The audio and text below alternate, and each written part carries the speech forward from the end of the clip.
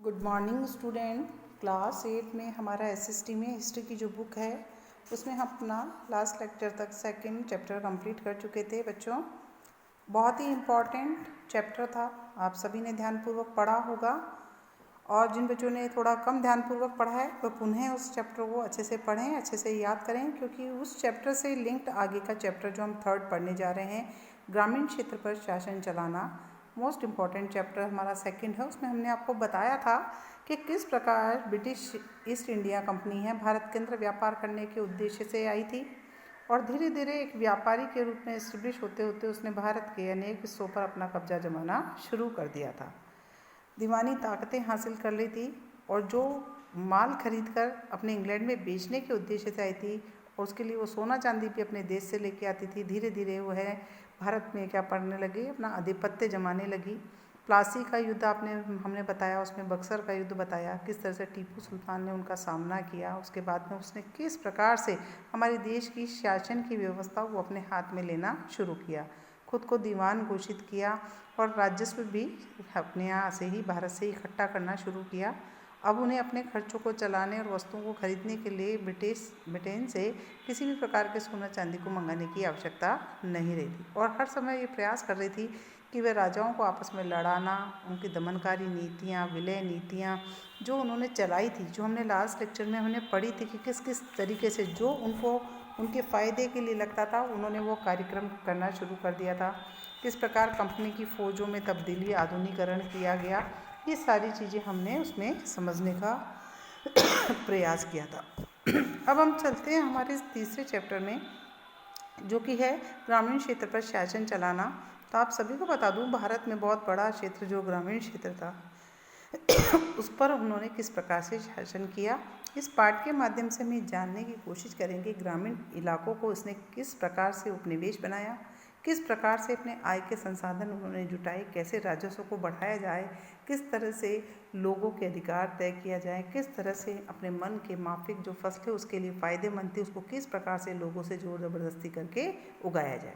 तो हम पढ़ने जा रहे हैं। देखिए यहाँ एक चित्र दिया गया है जिसमें बताया गया है रॉबर्ट क्लाइव है, वो मुग़ल बादशाह जो हमारे मैं बताती हूँ उस टाइम थे शहादुत्तीय, ठीक है। तो उनसे किस प्रकार से दीवानगी ग्रहण कर रहे हैं उसको चित्र में दर्शाया गया है। 12 अगस्त भारत में मैं बताती हूँ आपको कि कंपनी है, उन्होंने दीवानी हासिल कर ली थी और दीवानी हासिल करते ही उनके पास वो अधिकार आ गए थे जिसके माध्यम से वो क्या करती थी, लोगों पर विभिन्न प्रकार के टैक्स लगाती थी, ज़मीन पर शासन करती थी और अपनी आमदनी को इकट्ठित करती थी राजस्व के रूप में कर लगाकर, ठीक है। तो दीवानगी की बात करते हैं, कंपनी कब दीवान बनी, 12 अगस्त 1765 में मुग़ल बादशाह ने ईस्ट इंडिया कंपनी को बंगाल का क्या बना दिया था, दीवान बना दिया था। अब ये संभावना हो गई थी कि जो मुट्ठी भर अंग्रेज हैं और हिंदुस्तानियों की मौजूदगी में रॉबर्ट क्लाइव के तंबू में ये घटना जो कि ऊपर दर्शाई गई है ये दिखाई दे रही है, लेकिन देखने में ये भव्य समारोह लग रहा है और ये उस चित्रकार ने ही बनाया है जिसे रॉबर्ट क्लाइव ने अपने जीवन की महत्वपूर्ण घटनाओं को जो घटित हो रही है उसको चित्रित करने का जिम्मा सौंपा था। अब जब अंग्रेजों के पास दीवानगी आ गई तो ये निश्चित उनके लिए एक बहुत महत्वपूर्ण घटना थी। हुआ क्या, दीवानी के तौर पर कंपनी के नियंत्रण में जो भी भूभाग आए उसके आर्थिक मामलों की वह मुख्य शासक बन गई थी। अब सारे फैसले उसके द्वारा ही किए जाते थे। शासन चलाने के लिए और अपनी आमदनी को व्यवस्थित करने के रास्ता ढूंढना इनका महत्वपूर्ण कार्य था और उसके लिए उन्होंने कंपनी के बढ़ते हुए खर्चों को पूरा करने के लिए वो रास्ता ढूंढना प्रारंभ किया जिससे कि काफ़ी आमदनी जुटाई जा सके। कंपनी जो थी व्यापारी होने के नाते इस भी बात का ध्यान रखती थी कि अपनी ज़रूरत की चीज़ें जो है खरीदती बेचती रहे। साथ ही साथ उसे एक चीज़ और समझ में आ गई थी कि उसे बहुत सावधानी से अपने इस कार्य को जिसका उद्देश्य वो लेकर आई है उसे आगे बढ़ाना, क्योंकि बाहर की ताकत थी ब्रिटिश कंपनी, तो उन्हें उन लोगों को भी क्या करना था, अपने कंट्रोल में रखना था, उनको शांत रखना था जो पहले से ही हमारे जो गांव थे उन पर शासन चला रहे थे। उनके पास आज भी बहुत सारी ताकत पैसा था, तो उनको पता था कि इनको शांत रखे बिना हम आगे नहीं बढ़ सकते हैं। तो ऐसे लोग जो काफ़ी ताकतवर और सम्मान प्राप्त रखते थे, तो ऐसे लोगों को स्थानीय सत्ता में जो शासन कर रहे थे उन्हें नियंत्रण रखना ज़रूरी था, उन्हें पता था इन्हें हम ख़त्म भी नहीं कर सकते। तो इस पाठ के माध्यम से हम यही सभी चीज़ें डिस्कस करने जा रहे हैं कि कंपनी की आमदनी किस प्रकार से होती थी, किस प्रकार वो अपने संसाधन जुटाते थे, किस प्रकार लोगों के अधिकार तय करते थे, किस तरह से दबाव बनाकर लोगों से फसलें उगवाते थे, किस तरह से गाँव को उन्होंने अपने गाँव पर अपना शासन चलाया। तो हमारा जो अगला पॉइंट है वो कंपनी की आमदनी से संबंधित है। यहाँ एक चित्र दिया गया है, नीचे आप देखेंगे ये बंगाल के मुर्शिदाबाद के एक साप्ताहिक हाट, जिसको हम बोलते हैं ना वीकली मार्केट जो लगता है ना, वो दिखाया है। इसमें ग्रामीण इलाकों के किसान और कारीगर अपनी वस्तुओं को खरीदने और बेचने यहाँ आया करते थे नियमित रूप से, यानी हर संडे का एक दिन फिक्स होता था। इस हाट में व्यक्ति आता था, अपनी वस्तुओं सेवाओं को बेच के जाया करता था, खरीदने वाले खरीदने के लिए आए।